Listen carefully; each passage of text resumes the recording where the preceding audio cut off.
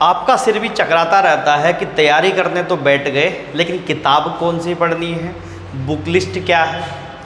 पड़ोसी हो, बगल का भैया हो, कोई बड़ा टीचर हो या कोई अन्य लोग आपको बताते रहते हैं बेटे तैयारी करनी है तो ऐसे कर, तैयारी करनी है तो ये कर वो कर, क्या क्या करें। तो आज मैं आपको इस क्लास में, इस वीडियो में 2 बातें बताऊंगा कि आप एक क्या बुक लिस्ट फॉलो कर सकते हैं। दूसरी बात है कि दुनिया वालों ने आपको या आपके साथियों ने, आपके पड़ोसियों ने आपको कम से कम ये बताया होगा बेटा ये करना। आज मैं आपको बताऊंगा कि बेटा क्या नहीं करना, मतलब तैयारी करते समय आपको क्या नहीं करना चाहिए, मैं उस विषय पर चर्चा करूंगा। बाकी क्या करना चाहिए वो तो आप बेहतर जानते हैं अपने बारे में, ठीक है। चलिए, मैं आशीष स्वागत करता हूं आप सभी का तक्षशिला यूके में। आइए जानने की कोशिश करते हैं आज की वीडियो शुरू। देखिए, सबसे पहली बात बच्चे, किन किन बातों पर आपको ध्यान देना है, मतलब क्या नहीं करना है आपको, मोटी मोटी बातें। पहली बात जो आपको नहीं करना है, यानी कि मल्टीपल रिसोर्सेस। अरे आप कहोगे सर ये क्या लिख दिया आपने, मल्टीपल रिसोर्सेस वन टाइम, यानी कि एक समय में एक से ज़्यादा रिसोर्सेज का इस्तेमाल मत करना। मैं क्या कहने की कोशिश कर रहा हूँ, देखिए वो बच्चा जो एक शुरुआती दौर में होता है, उसे किसी ने कहा बेटा ये देख कितना अच्छा पढ़ रहा है, बेटा इस किताब में कितना अच्छा है, बच्चे ये बहुत सारी अच्छी चीज़ें हैं, ये खरीद ले तू, ऐसा कर ले, वो टीचर बहुत अच्छा पढ़ा रहा है, उसने तो बहुत ही अच्छा पढ़ा दिया, उसने तो पता नहीं क्या कर दिया। तो बच्चा गुमराह हो जाता है। वो बच्चे जो 4-5 साल या 3 साल 2 साल से जानते हैं चीज़ों को, वो बच निकलते हैं इन सब चीज़ों से। आपको क्या नहीं करना, देखिए अमूमन बच्चा क्या करता है, वो ये सोचता है कि मैं एक चीज़ को, यानी कि जैसे मैं आपसे कहूँ कि माउंटबेटन योजना आपने पढ़नी है, तो आप क्या करोगे, 4 किताबें खोल के बैठ जाओगे, पहले इसमें पढ़ोगे, इसमें पढ़ोगे, इसमें पढ़ोगे, इसमें पढ़ोगे। देखिए किसी टीचर से पढ़ोगे, कोई यूट्यूब पे पढ़ोगे, किसी का कोई वीडियो देखते समय कोई पॉपअप आ गया तो आप उसे देखने लग जाओगे, अरे यार इसने तो इतना अच्छा बता दिया। देखिए एक साथ इतनी सब चीज़ें मत करना कभी भी। आपको क्या करना चाहिए, पहले एक बार पढ़ लीजिए, हाँ उसके बाद जब आप उसे तैयार कर लो तो तब आप दूसरी किताब पे जा सकते हैं, तीसरी किताब पे जा सकते हैं, अगर आपको लगता है कि मेरे पास इतना समय है तो, ठीक है। लेकिन एक ही बार में अलग अलग किताबों को एक साथ पढ़ने की कोशिश करोगे, एक साथ खोलने की कोशिश करोगे तो खुद को कंफ्यूज करोगे, बाकी कुछ भी नहीं करोगे, ठीक है। तो खुद के अंदर कंफ्यूजन पैदा करोगे। तो पहली चीज़ जो आपको नहीं करनी वो एक साथ में मल्टीपल रिसोर्सेज वन टाइम, यानी कि ऐसा नहीं करना कि मेरे मान लीजिए मुझसे पढ़ लिया, फिर देखा कोई और वीडियो दिख गई वो पढ़ ली, फिर तीसरी वीडियो देख गई तो कंफ्यूज कर बैठोगे खुद को।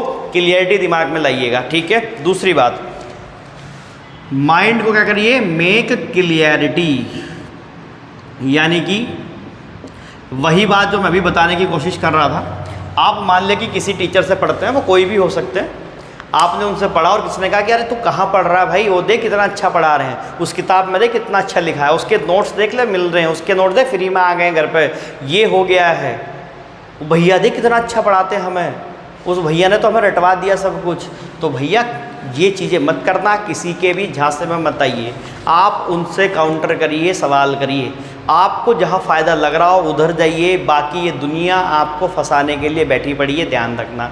हर कोई यही चाहता है कि आप फंसें, लेकिन आपको फंसना नहीं है। इस कन्फ्यूजन से खुद को निकालिए, दिमाग के अंदर क्लैरिटी रहिए, अपने आप को, अपना सिलेबस देखिए, आयोग ने सारे सिलेबस आपके हाथ में दिए हैं, सब कुछ आपको बता दिया है, फिर खुद को कंफ्यूज क्यों करना।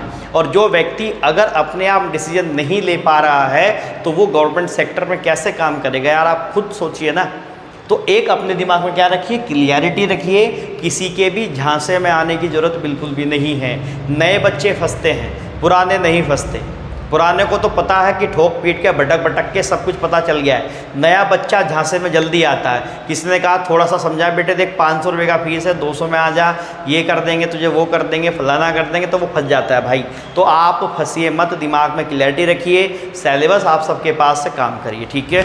तीसरा पॉइंट जो आपको नहीं करना है वो क्या है, ध्यान से समझना, और हम में से अधिकतर बच्चे इसमें फंसते हैं। गौतम बुद्ध ने कहा था, क्या कहा था, कि मध्यम मार्ग को अपनाइए, यानी कि ना तो ज़्यादा तेज चलने की कोशिश करिए और ना ही ज़्यादा धीमा चलने की कोशिश करिए, बीच में रहिए। एक एग्जांपल से समझाता हूँ, जैसे मान लीजिए आप रनिंग कर रहे हैं, तो रनिंग करते हुए अगर आप बहुत तेज़ी से दौड़ते हैं तो उसका एक फ़ायदा तो है कि आप बहुत जल्दी ट्रैवल या डिस्टेंस को जल्दी ट्रैवल कर लोगे आप लोग, है ना, डिस्टेंस जल्दी कवर कर जाओगे।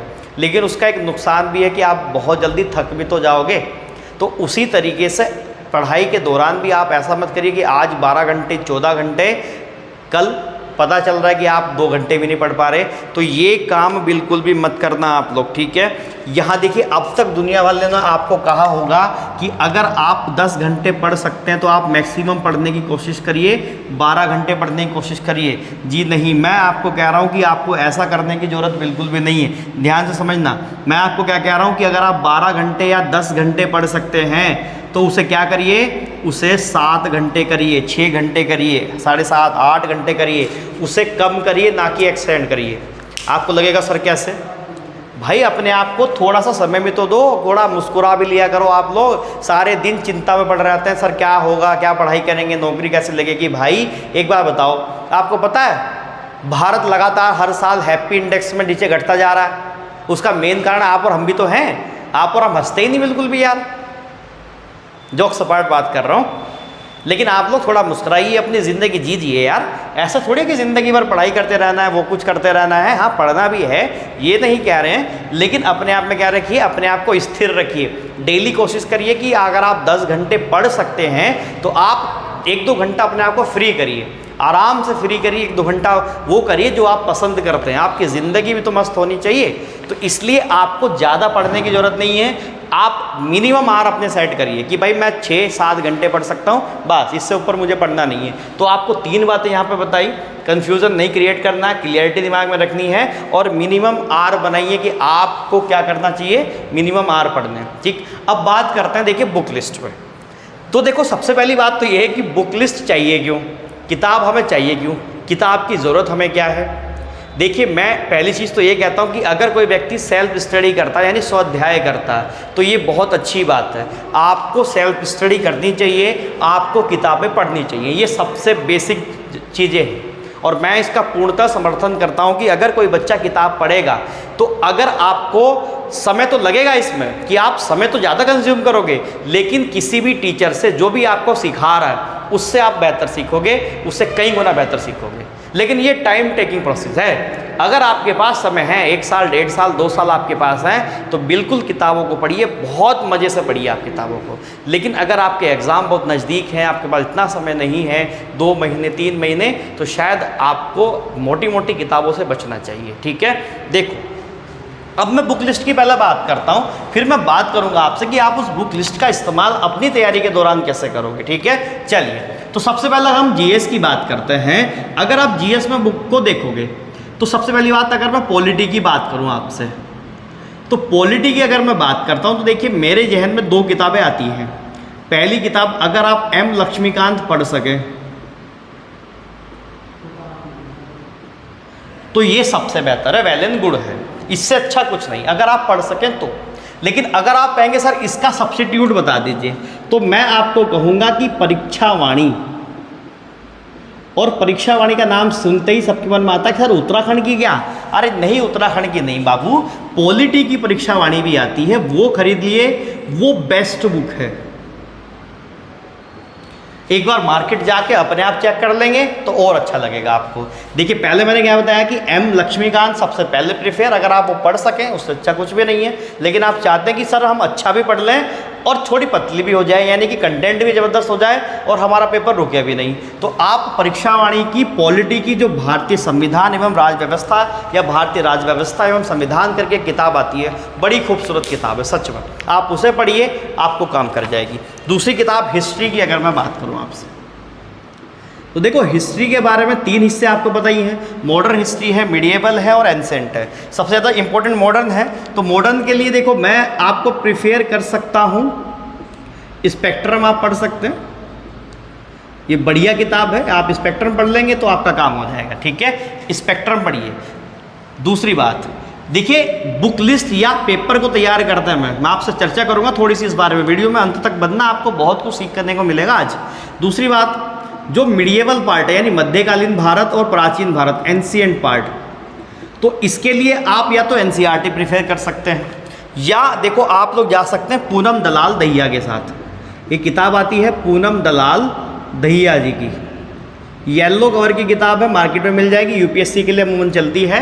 राइटर कौन है? पूनम दलाल दहिया जी, आप इनके साथ जा सकते हैं। या अगर आपको ये भी नहीं पढ़नी, एक सब्स्टिट्यूट और बता देता हूँ, ज्ञान प्रकाशन की ज्ञानचंद यादव की, ठीक है, अच्छी किताब है, ज्ञानचंद यादव की एनसीईआरटी सार आता है, एनसीईआरटी सार, आप इसे पढ़ लेंगे, ये भी आपको सच बता रहा हूँ कि बहुत लाभ देगी भाई। ज़्यादा बड़ी किताबें नहीं है, ये थोड़ी बड़ी बड़ी किताबें हैं, ये आपके लिए बहुत अच्छा काम करेगी। ज्ञानचंद यादव की एनसीईआरटी सार बहुत ज़बरदस्त किताब है, सवाल अमूमन बन जाएंगे, कोई दिक्कत नहीं आएगी। तीसरी बात आती है ज्योग्राफी। देखिए ज्योग्राफी में आपसे कहूँ तो एक तो मैं प्रीफर करूँगा कि आप किसी टीचर से नोट्स का बंदोबस्त कर लीजिए, यानी कि कोई टीचर जिससे आप पढ़ते हैं, जैसा आप मुझसे ज्योग्राफी पढ़ते हैं या किसी और टीचर से पढ़ते हैं, तो एक तो उनके नोट्स सबसे प्रीफर करना। और इसमें मैं बेस्ट आपको कहूँगा कि अगर आप एनसीईआरटी पढ़ लें 6 to 12, आपको कुछ भी करने की ज़रूरत नहीं है, केवल एनसीईआरटी प्रीफर करूँगा मैं आपको यहाँ पर। और स्पेशली कक्षा 11 और 12 की एनसीईआरटी सबसे बेस्ट है यहाँ पे ज्योग्राफी को कवर करने के लिए, सबसे बेस्ट बता रहा हूँ आपको। एक नोट्स आप रखिए, एक आप एनसीईआरटी का पढ़ लीजिए, 6 से 12 पढ़ लेंगे तो मज़ा आ जाएगा। 11-12 स्पेशली अगर इनकेस आपके पास समय कम है तो, ठीक। तो पॉलिटी, हिस्ट्री, ज्योग्राफी, इकोनॉमी। देखिए इकोनॉमी में मैं आपको प्रिफेयर करूँगा दृष्टि, IAS, क्विक जीएस बुक, ठीक है, क्विक जीएस बुक, ये मैं प्रीफेयर करूँगा आपको। इसके अलावा आप इसे करंट अफेयर के साथ ही जोड़ करके पढ़ेंगे तो आप बहुत अच्छा क्या कर पाएंगे, यहाँ पर स्कोर कर पाएंगे, ठीक है। क्योंकि इकोनॉमिकल सेक्शन जो आपको टर्म है, जो आपका स्टडी वाला पार्ट है यानी स्टैटिक वाला पार्ट है, वो आपको दृष्टि, IAS, क्विक जीएस बुक से कवर करना है। साथ ही आप करंट अफेयर्स के साथ ही सब मैच करके पढ़ेंगे तो आप बहुत अच्छा काम कर पाएंगे। इसके अलावा देखिए कंप्यूटर को लेकर के अधिकतर बच्चे फंसते हैं और कहते हैं सर कंप्यूटर, तो कंप्यूटर के लिए देखिए आप थ्योरेटिकल रूप में लूसेंट शुरू कर सकते हैं, पतली सी किताब आती है लूसेंट की, वो पढ़ लीजिए। लेकिन मैं यहाँ आपको प्रीफर करूँगा कि लूसेंट के साथ आप जितना मैक्सिमम MCQs लगा सकते हैं, यानी कि जितने भी बैंकिंग के आपको MCQ मिल जाए, प्रीवियस ईयर पेपर बैंक के, ध्यान रख सकते हैं, बैंक के प्रीवियस ईयर पेपर मिल जाएं, वो सब आप लगा लीजिए। इससे बाहर कंप्यूटर नहीं जाएगा, मैं गारंटी आपको दे दूंगा, ठीक है। लूसेंट पतली सी थ्योरेटिकल की इतनी सी बुक आती है 40-50 रुपये की, वो खरीद लीजिए और बैंकिंग के MCQ लगा लीजिए बस आप, पिछले 10 साल के, 12 साल के, 15 साल के, खाली वो लगा लीजिए, आपको कुछ भी पढ़ने की ज़रूरत यहाँ पर नहीं है। तो मैंने पॉलिटी के लिए बता दी, आप इन किताबों में से प्रेफर कर सकते हैं। हिस्ट्री के लिए मैंने बताया आपको, ज्योग्राफी के लिए मैंने बताया आपको, इकोनॉमी के लिए मैंने बताया आपको और कंप्यूटर के लिए मैंने बताया आपको, तो ये आप काम कर सकते हैं। देखिए तीसरी बात ये आती है, ये क्या सफिशिएंट है, किताब पढ़ने से काम हो जाएगा? बिल्कुल भी नहीं होगा। आप कहोगे सर ये क्या कह रहे हो भाई, ये किताब पढ़ करके काम नहीं चलेगा? नहीं चलेगा, ठीक है, बिल्कुल भी नहीं चलेगा काम। क्योंकि जिस तरीके से एक शरीर कितना भी अच्छा क्यों ना हो, अगर उसके अंदर सोल नहीं है, आत्मा नहीं है, तो वो किसी काम का नहीं है। तो इन सब की आत्मा कहाँ है? जैसे अगर आप किसी भी एग्ज़ाम को प्रिपेयर करते हैं तो सबसे पहला होता है आपका सिलेबस कवर करना, ठीक है, ठीक है मेरे बच्चे, क्या सिलेबस कवर करना। जब आप सिलेबस कवर करते हैं यानी कि आप सिलेबस तो यहाँ से कवर कर जाएंगे। सिलेबस कवर करने के बाद ज़रूरी ये होता है कि सवाल क्या बनता है, क्वेश्चंस क्या बनेंगे, कैसे सवाल पूछे जाते हैं, कौन कौन से नए सवाल बनते हैं, किस टॉपिक से कैसे सवाल बनेंगे, वो कहाँ से मिलेगा? तो वो मिलेगा आपको कहाँ से? Previous year questions paper. ये समझ लो आप लोग, ये शरीर है तो ये आत्मा है, ये आत्मा है आपकी, बिना इसके आपकी सारी तैयारी क्या है? अधूरी है। यानी कि मान लेते हैं मैं आपसे बात करता हूँ, मैं हिस्ट्री में आपको पढ़ाता हूँ कि भैया माउंटबेटन योजना है, भारत सरकार अधिनियम 1947, उससे सवाल क्या बनेंगे, कैसे कैसे सवाल पूछे गए हैं आज तक, वो सब चीज़ें आपको कहाँ मिलेंगी? प्रीवियस ईयर क्वेश्चन में मिलेंगी। तो आप प्रीवियस ईयर क्वेश्चन जरूर लगाइए, ठीक है। उसके साथ साथ टॉपिक कवर करते चलिए, चीज़ों को देखते चलिए कि आप अगर प्रीवियस ईयर क्वेश्चन साथ में लगा बैठते हैं तो आप देखेंगे कि आप बहुत बेहतर स्तर पर पहुंच जाएंगे। देखो दूसरी बात, ये प्रीवियस ईयर क्वेश्चंस में भी मैं आपको सलाह दूंगा, अगर आप परीक्षा वाणी की GS MCQ की एक किताब आती है, GS MCQs आते हैं उसके अंदर, प्रत्येक सब्जेक्ट के आते हैं, इसके अंदर आपको IAS और PCS लेवल के सवाल मिल जाएंगे। इसके अलावा अगर आप UKPSC या UKSSC करते हैं तो सबसे पहले आप शुरुआत कर सकते हैं UKPSC प्रीवियस ईयर पेपर से और UKSSC प्रीवियस ईयर पेपर से। साथ ही साथ जो आपको मैं GS की ये किताब बता रहा हूँ IAS IPS लेवल की, इसमें सारे सवाल वही मिलते हैं। और ये सारे सवाल इम्पोर्टेंट बात क्या है कि सारे के सारे टॉपिक वाइज हैं, इसमें आपको टॉपिक ही पढ़ने। जैसे अगर आप नदी तंत्र पढ़ते हैं तो नदी तंत्र के सारे सवाल वहाँ मिल जाएंगे, यानी कि इवन UPSC ने किस तरीके से सवाल वहाँ से पूछा होगा, PCS में जैसे BPSC होता है, UPPSC होता है, JKPSC होता है, जितने CHPSC होता है, छत्तीसगढ़ PSC होता है या UKPSC होता है, जितने सवाल हैं उन सारे सवालों को कवर करने की कोशिश करी जाती है इस किताब में, परीक्षावाणी की GS MCQ। तो आप इसका साथ साथ ये बुक लिस्ट को तैयार करिए, अपने सिलेबस को निकाल कर रखिए और यहाँ पर काम करिए। इसके अलावा देखो मैं आपको एक चीज़ और बताता हूँ। देखो अगर आप ये काम करोगे, मान लें कि आप पॉलिटी लेते हो और पढ़ना शुरू करते हैं, आपने मान लें कोई भी किताब खरीदी और पढ़ना शुरू कर दिया, तो शायद हो सकता है कि कुछ कंसेप्ट्स में आपको प्रॉब्लम आए या कुछ समस्याएं आपके सामने आए। तो उसके लिए बेहतर तरीका क्या होता है पढ़ने का मेरे प्यारे, देखो ध्यान से समझना। जैसे मान लें कि मैंने आज हिस्ट्री में एक मेरी क्लास आई, अगर आपने देखी होगी अभी, माउंटबेटन योजना क्या थी। इसके बाद मैंने बताया कि गवर्नमेंट ऑफ इंडिया एक्ट आया या भारत सरकार अधिनियम आया, भारत स्वतंत्रता अधिनियम 1947 आया। अब आप क्या करोगे जाकर के, मान लिया आपके पास हिस्ट्री की कोई किताब है, कोई भी किताब हो, मैं ये नहीं कह रहा कि यही हो, आप जो भी आपके पास है आप वो रख सकते हैं। ये मेरी बुक लिस्ट है, मेरे हिसाब से अगर इससे काम करोगे काम बन जाएगा, ठीक है।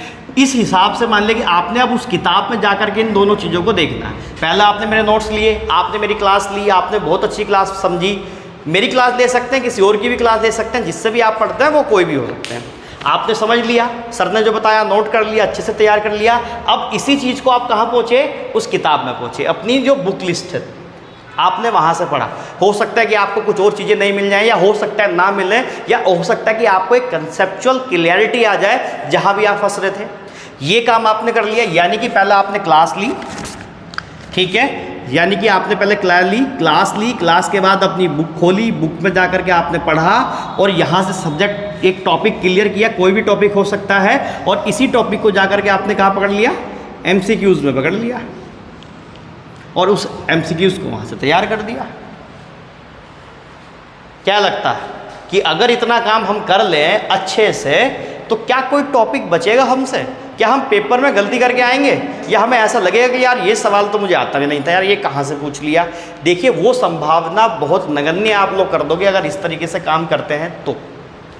इसके अलावा जैसे मैं मॉक टेस्ट की आपको सीरीज़ दूंगा, एक वो लगा लेना, या कोई अन्य सीरीज़ जो आपको मिलती है मॉक टेस्ट की वो लगा लेना। आप देखोगे कि आप एक इतनी बेहतर स्तर पर तैयारी पे पहुंच जाओगे कि आप पेपर को कंप्लीट करने के समय बहुत अच्छे से काम कर पाओगे, ठीक है। बात समझ में आई मैंने क्या कहा? ध्यान से सुनना, वीडियो को एक बार और समझ लेना, आराम से बैठ करके और आराम से सोचिए कि क्या कुछ सत्यता है बात में, क्या ये हमारे काम आ सकता है कुछ, और अगर जवाब आता है यस तो काम करिए देन। और मेरी बात अगर आपको लगी कि सर ने बहुत अच्छा बता दिया आज तो कुछ, तो वीडियो को शेयर कर देना, आपके भाई बहन या दोस्त होंगे उन तक मेरी बात पहुंच जाए। इसके अलावा अगर चैनल सब्सक्राइब नहीं किया है तो समझ जाओ यार, आप लोग खुद ही समझ लो, तोड़ दो उसे बटन को, ठीक है, ध्यान से उसे सब्सक्राइब कर दो। बाकी चलिए फिर, और जो भी आपका कोई डाउट रहेगा, क्वेरी रहेगी, मुझे कमेंट सेक्शन में डालना। इसके अलावा आप जिस भी बारे में बात करना चाहते हैं या आपको लगता है कि सर इसके बारे में थोड़ा और एक्सप्लेन कर दो, मैं उसके बारे में फिर से एक नई वीडियो आपको बना दूंगा, ठीक है। जो भी आपका डाउट रहता है, जो भी समस्या रहती है, कमेंट सेक्शन में डालिए, आपको जवाब मिलेगा, ठीक है। चलिए फिर मेहनत करिए, मन लगा के पढ़िए और अपने आप को इस बार फोड़ देना पेपर ने हम लोगों को, ठीक है। चलिए फिर मुलाकात करेंगे अगली क्लास में, तब तक के लिए बहुत बहुत धन्यवाद। जय हिंद।